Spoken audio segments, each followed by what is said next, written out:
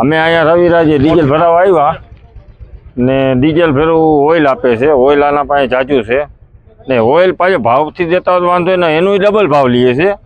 બરાબર, એ તકલીફ છે અમને.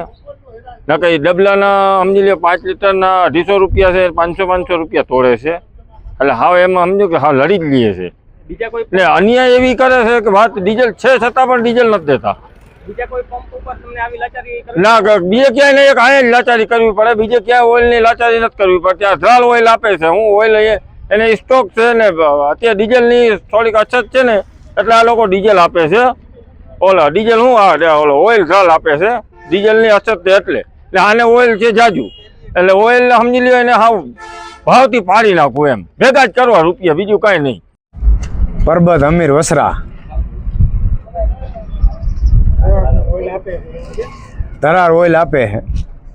કઈ જગ્યાએ તમે આવ્યા? ભરતપુર રવિરાજ હોટલે.